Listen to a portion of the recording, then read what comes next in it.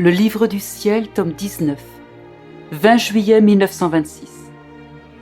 La parole de Jésus est travail, son silence est repos. Le repos de Jésus au sein de ses œuvres.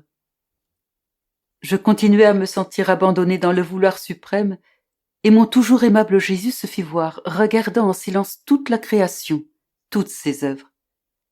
Il paraissait enchanté de voir la magnificence, la sainteté, la multiplicité et la grandeur de son travail.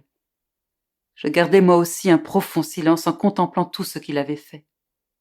Je pouvais comprendre beaucoup de choses, mais l'ensemble demeurait dans la profondeur de mon intelligence sans aucun mot pour l'exprimer. Comme il était beau d'être avec Jésus dans ce profond silence. Après quoi mon cher Dieu, ma douce vie, me dit « Ma chère fille, tu dois savoir que ma parole est travail alors que mon silence est repos. Et ma parole est travail non seulement pour moi, mais aussi pour toi. J'ai l'habitude, après avoir travaillé, de me reposer parmi mes œuvres qui sont mon lit le plus doux dans mon repos. Et comme tu m'as écouté, que tu as travaillé avec moi, c'est avec moi que tu dois te reposer. Regarde, ma fille, comme la création est belle. C'est l'œuvre de ton Jésus qui a travaillé avec un fiat. Mais sais-tu quel est l'enchantement qui me ravit?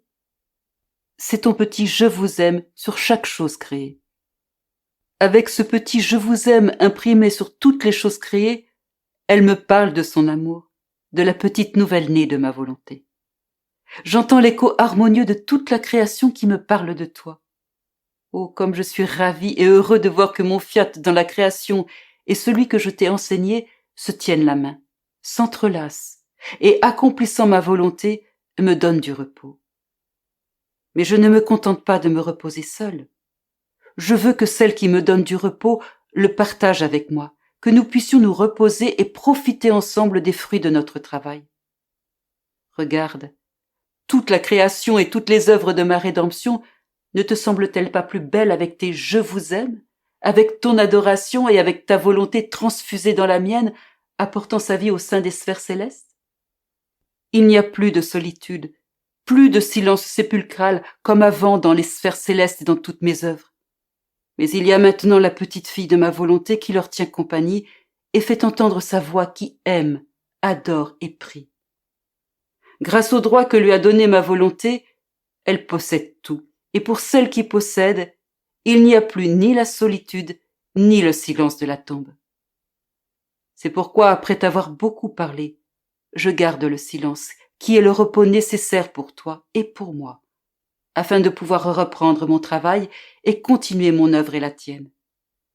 Mais pendant que je me repose, je contemple toutes mes œuvres.